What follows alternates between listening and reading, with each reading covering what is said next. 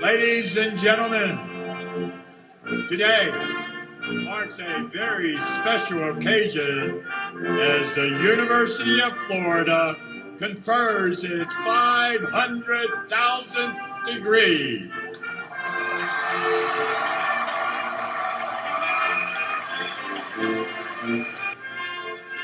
Representing our half-millionth degree is from Orlando, Florida, marketing major and matching Florida Opportunity Scholar, Christian Antonio Cruz.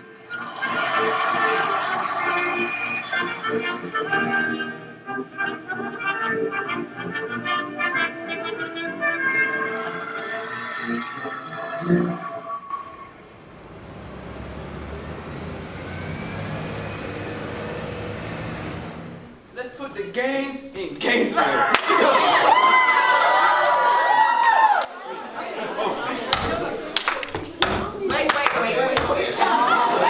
Wait. 7, 8. Resilient. I know you're feeling it. Just feel it. Kids are brilliant. We are resilient. I know you're feeling it. Just feel it. Kids are brilliant.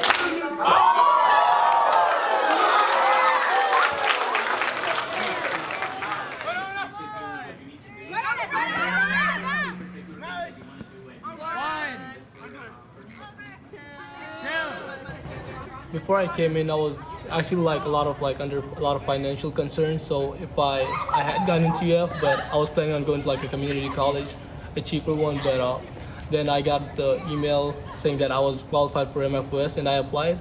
I didn't think I was gonna get it, but I did get in, and then that was the best thing that happened. No, UF was my dream school. For me, it's a miracle that I got in. I applied only to 2 schools, FSU and UF, and I got accepted to both. I'm just really happy to be here. UF is my dream school, and there's nowhere else I'd want to be.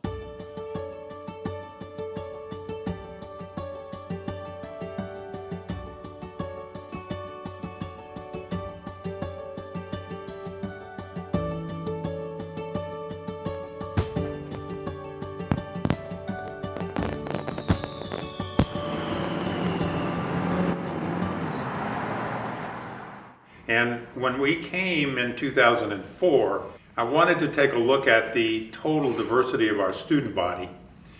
And we were not happy really with the breakout in terms of socioeconomics as well as race and ethnicity. Lo and behold, when I looked at the admissions data, we were admitting hundreds of students who were much more diverse than the students who were enrolling. There were a significant number of people accepted to the university who couldn't afford to come here. And they were the kinds of young people we wanted here. So we went back to the drawing board and said, what can we do? And that was the real genesis for this scholarship. And to be honest with you, I really never thought about first-gen students until Dr. Matchin had this wonderful vision of enhancing UF through the diversity that comes with a program that embraces and invites the brilliant kids out there that don't have the financial means to attend UF. When did Bernie first approach you about this idea about helping first generation college students, and what was your initial reaction, if you could remember? Yeah, my initial reaction was hell yes. Not just yes, hell yes. And in the world we're moving towards, it's a requirement to make sure that we're equipping the next generation with the skills to be able to rise. So to have a society where everybody has the chance to rise up, you need to tear down the barriers to make sure that they can. And education is probably the most important one. There are many others, but that's certainly the most important in my mind. So I think, our students that we've served always through this program have always had the grit, the determination, the resilience, the educational credentials in order to be successful here. Access and scholarship without the support mechanisms and the infrastructure and the people to really, I think, invest in the individuals that are beneficiaries of the scholarship, I think that's almost an empty promise.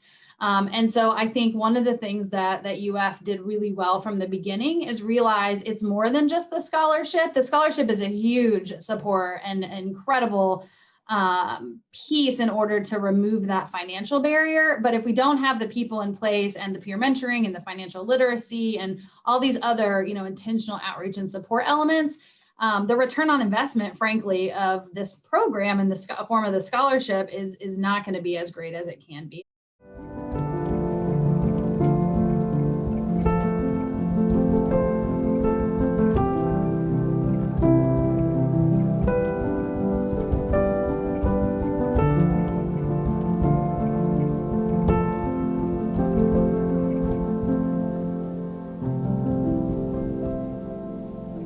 And it was very intentional that scholars was a part of this program and using the word scholar, because, all of our students, as I said before, are scholars. They're all admitted on their own merit at UF. They're incredibly bright and incredibly gifted. And it was important for us to really own that as part of the narrative. I had a pretty decent family life up until my parents kind of got really consumed by drug and alcohol addiction when I was about 12. They divorced, really messy, painful, terrible experience. And they bickered a lot after that. So it put a lot of tension on me and my younger brother, who is my only other sibling. Neither of my parents ever went to college. My mom was practically illiterate. My dad, after the divorce, was pretty absent from our lives.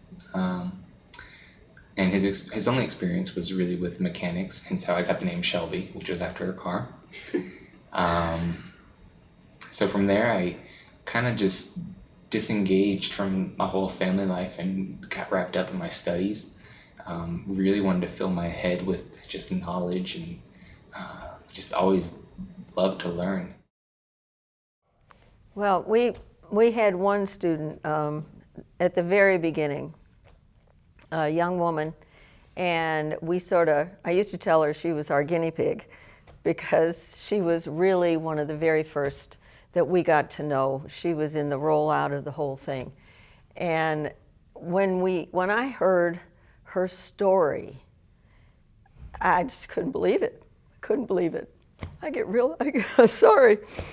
But when she told me what had happened and her childhood and her growing up, I said, how are you standing here? How did you get here? And she said that there were people when she was growing up that told her she was smart. They told her she was good. They told her she could do anything she wanted.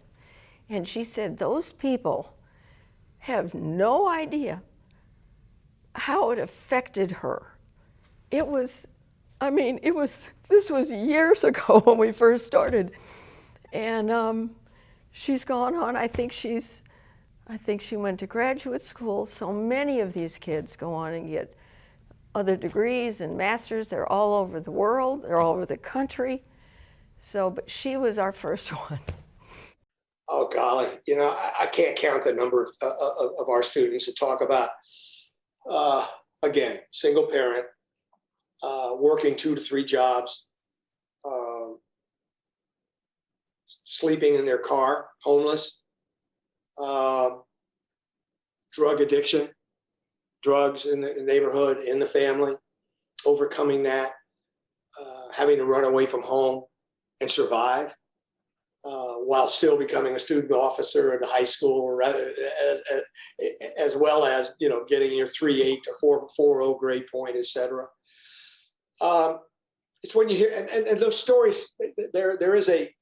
Those are perhaps the extreme, but they're not that rare. This was interesting. So I'm a first generation college student, first generation American. I was the first in my family to be born in the US. My parents came from the Dominican Republic in 1990 and had my brother in 89 and then me in 91. So there definitely wasn't like a precedent of like going to college in the US or really knowing what that was. So I don't think I really had plans to go to college. Like I didn't know what happened after high school. My cousins who had come to the United States after being a little older just like had jobs or had kids. And so like that's as far as I saw.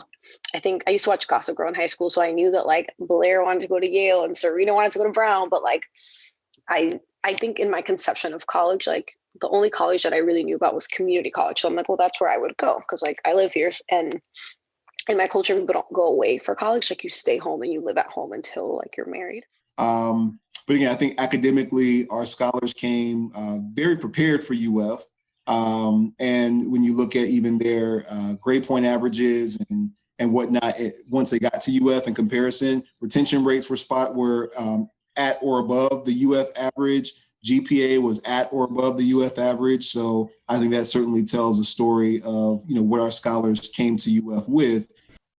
Yeah, so I was number 6 out of 8 kids. So I was, as far as my parents together, I was the oldest. And so I was speaking English and translating for my mom. Obviously, my 2 younger siblings was right behind me and they were learning English as well. But I took up that leadership role within my family because my dad left at an early age. So when it came to mortgage claims, when it came to accidents, when it came to any type of loans, bills, you name it, that adults have to take care of, I was handling that at 12 years old. And I was going to go to USF because of the fact that like I would still be at home because I'm originally, my hometown is from Tampa. And so that way I could just commute instead and it would be a little bit cheaper on my side of things. And then it was like maybe 2 weeks later, I got a letter from MFOS, so Match in Florida Opportunity Scholars Program. And they, like, when I saw that letter, I was shocked because I thought it was fake at first. They were saying that, you know, like everything is paid for and this was my top choice university. So like, how is this even possible? After that letter, I was like, I'm definitely going to UF now. There is nothing holding me back. And so I was very, very thankful for that. Is this a scholarship? Like, is this just a program? Like, what do I have to do for this? And we like both looked at each other and we were like, I think it's a full ride. And we started jumping and like laughing hysterically because we were like, what is this? Is this fake? It was a day that I can't even explain. Like to this day, it's something that I go back to. But that really was kind of the key point of like, oh my gosh, I can afford college. UF, like it's a flagship. And I was like, I don't know what that means. So I went, I liked it. And I was like, well, that's my first choice. I'm going to apply. And if I get in, that's where I'm going to go. And I ended up getting into like all the Florida schools. So I got into UF and I was like, yeah, I'm going to go there. And I remember the weekend I found out I got in, it's lit. Like, I'm going to go here. And apparently, because I didn't know how I was going to pay for it. Like I did my part in applying. But my parents, when I got serious, my parents kind of sat me down. They're like, hey, we can't pay for this. So I don't know what you're going to do. And I was like, don't worry about it. Like, I'll figure it out. Not having any actual plan in mind. So FOS just kind of fell in my lap and was perfect. Yeah. And to me, you know, that's what I take from these kids. I just constantly see people who've achieved against really a lot of difficult odds. It's been easy to throw in the towel from time to time. And these kids don't have that attitude. They don't let those things happen. It reassures me that the future is bright.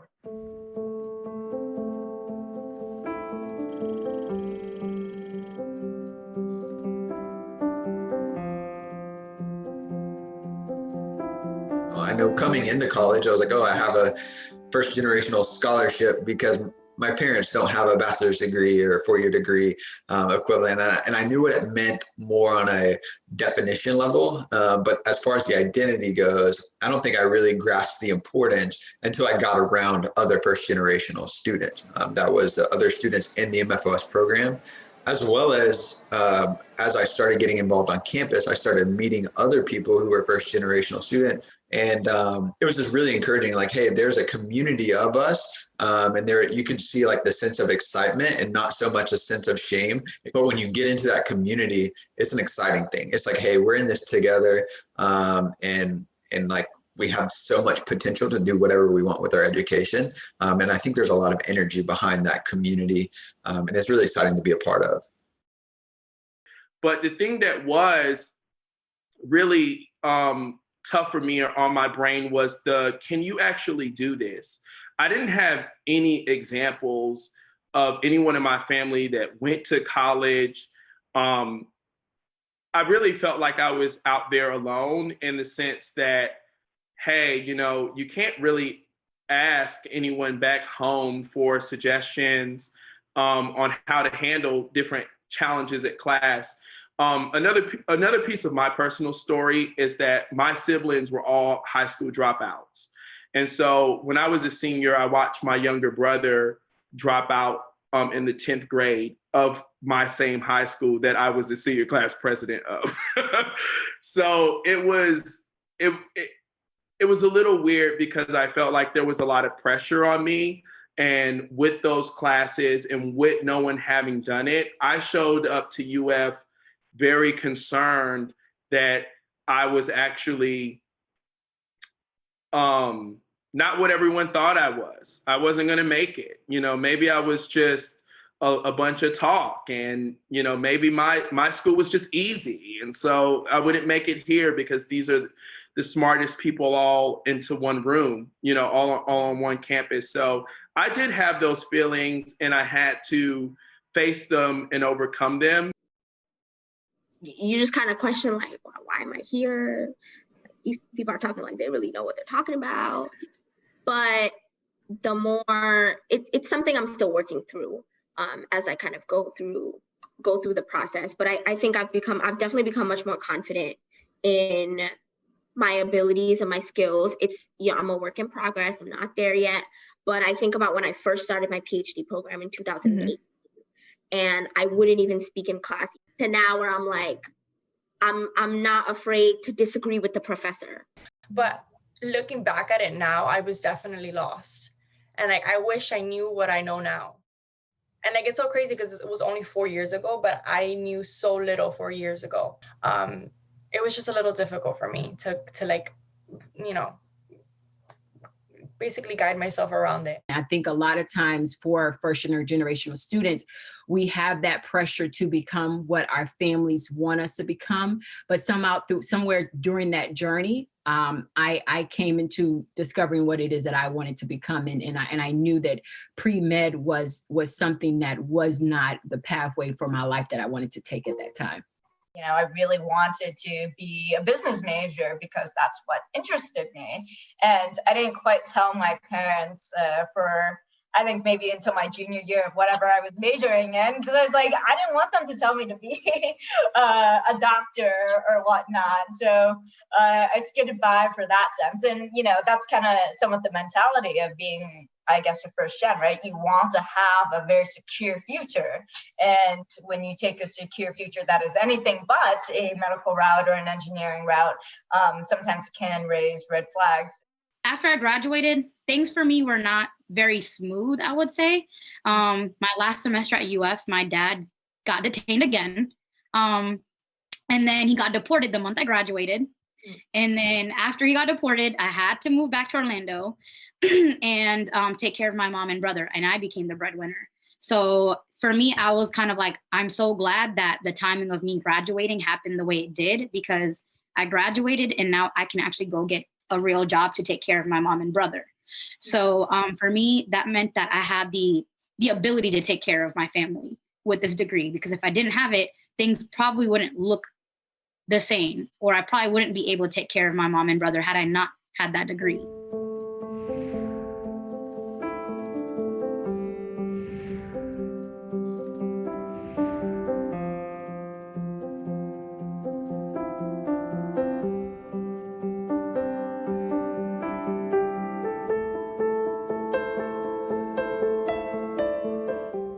I wouldn't have been able to be involved in some of the academic or extracurriculars I was involved in the University of Florida. I was heavily involved at rec sports, the recreation center on campus. I actually worked there part-time, but the job wasn't like a requirement for me. It was something I was glad to be a part of. It was a family that I had there.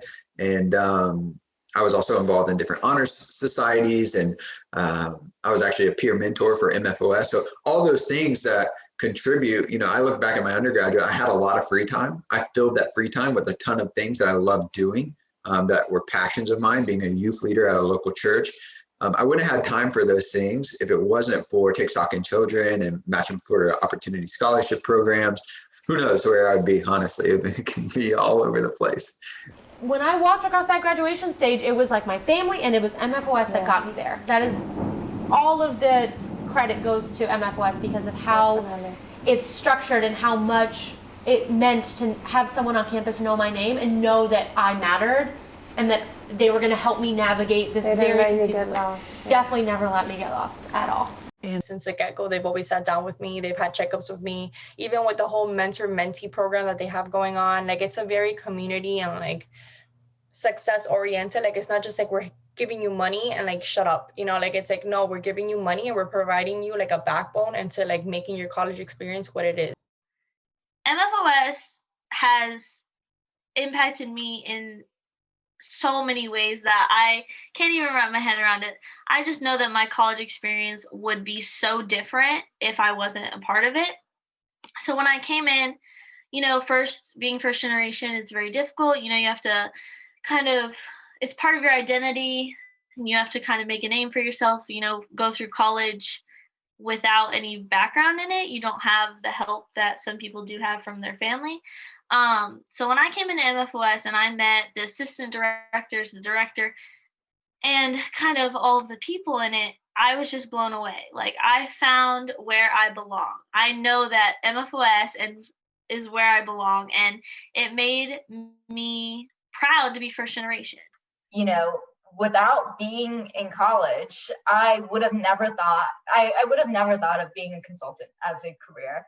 I remember that it only came across because I had a administrator, Horace Tucker, and I was in his office and he asked, have you ever thought about being a consultant? You would probably make a decent consultant. And at that point in time, I'd never thought about it. A lot of starts, like when it comes to real life, like about credit, about giving back, mentoring individuals. So, I'm forever grateful to the program, and MFOS continues to pay dividends in my life, over and over again. Is me getting, several opportunities because I'm an MFOS, scholar, and I'm forever grateful for the program. And, I guess I don't know how to express my gratitude in more, in other words, but just, I'm extremely grateful for the program. But that's what we offer these kids. We offer them the different opportunities and the chances to see all the possibilities.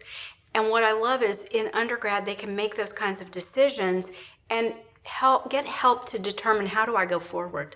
How do I take it to graduation and then make the leap into either graduate school or life?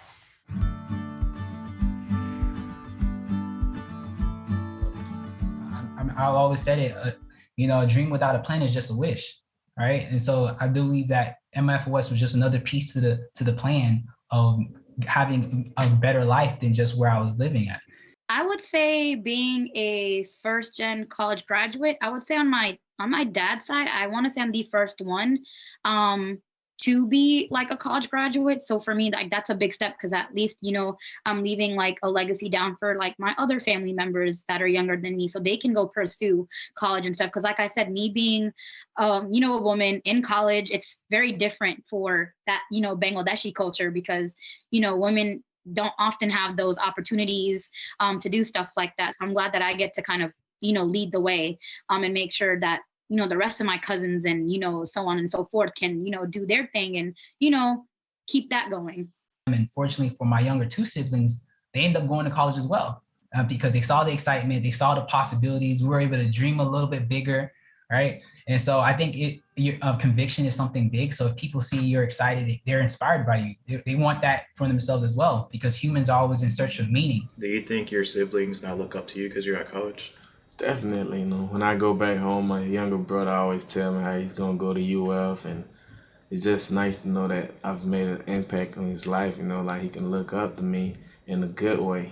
So that's good. If I'm going to contribute to UF, it's going to be MFOS. Like that's the place I'm going to give my money, because that's the entity that I feel really gave me an opportunity. Like UF, like also, the more I've woken up, for lack of a better word, kept up with what's going on in the school, I'm like, I'm not sure you're pushing the things that like we should be believing in. Absolutely. But FOS does. Like I'm sure a huge percentage of the Black and brown students who end up going to UF, it's with the help of FOS.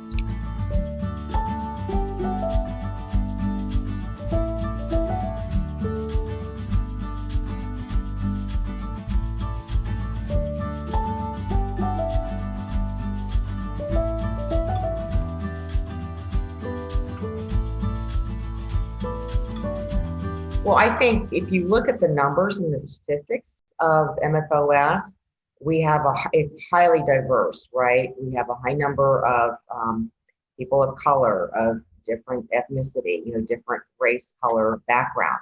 So that in and of itself supports the overarching goal of University of Florida of having DEI and having that as one of our, forefront goals, if you will. But when we think about what it means for our current students and what it means for this larger narrative around UF not being as welcoming of a place for Black students or students of color or first generation students, the MFOS program is absolutely interrupting that notion that students can't come here and be successful. I do know students who are first generation, but they did not have that privilege of getting MFOS. And MFOS is definitely a privilege. And I recognize that so much because my friend who does not have MFOS works 2 jobs, has like 15 credit hours, and like isn't able to get as involved as he wishes he could, but he tries to either way. But again, it's not enough sometimes, and he has to make ends meet. I've actually met a number of the Opportunity Scholars, and I've sat in roundtable discussions with them, and I met a brother and a sister, and they lived in one of the counties towards the Panhandle part of Florida, and one was going back to teach, and one was going to become another type of activist within his community. And it was so wonderful that they wanted to go back to their home and bring back the knowledge they gained by being a part of this program to help others. As an alumni, it's so important to continue to be a voice, to be involved in that community. Like that's super valuable. And so I look forward to doing that and contributing in all the different ways I can throughout the rest of my life and my career and seeing the program grow. I've seen so many scholars tell their story, and not from a place of woe is me, not from a place of pity, but from a place of here's my story. I own it. I'm empowered by it. I tell it proudly. The struggles and the successes, and this is what it means to be first generation. This is what it means to be a first generation college student, first gen college graduate, and the students have the most powerful stories. Like I would love to hear one day that, hey, every first generational college student that is accepted to the University of Florida is able to enter the Match in Florida Opportunity Scholarship Program. Because as we achieve national awards, if you will, that then feeds back into the university saying this is a critical program. I think we are in an era in our country and our society where diversity is critical, where opportunity is critical, where education is mandatory. So I think that kind of, we're on the right side of history on this one. What I saw with the Opportunity Scholars Program was that you created a community that was embedded in the university. It wasn't isolated. It was really an integral part of the university. You had the president of the university saying this is a high priority, which was huge. There was a nurturing effect of the building of this community. And the most gratifying part must be that the graduates that benefited from this are now making disproportionately higher donations back to the contributions back to the university. that's living proof that this policy is phenomenally important. To be productive in this environment and to move forward in life and be a part of a career, you're going to need to be like working with others, and you need to like understand that you're on this journey together rather than alone. You're not competing against one another. And I think the program itself like tells you that, and they have those resources to tell you, like, if you need us, we're here. Every day it's a challenge, every day it's hard, but I think resilience is key. And MFOS has taught me that, you know, if you have a dream, you can accomplish it, and they will try to provide you as many resources as they can to help you along your journey. So I would say that resilience would sum up my experience as an MFOS scholar and first generation college student. Sorry, can you hear my son? Don't worry about it. One of the things we've been talking about recently is what are we going to do for his college and saving for that. And I don't know, it just made me think, like, I know that, you know, he's not going to be a first generation college student, and that's already going to mean that his experience is going to be so different than mine.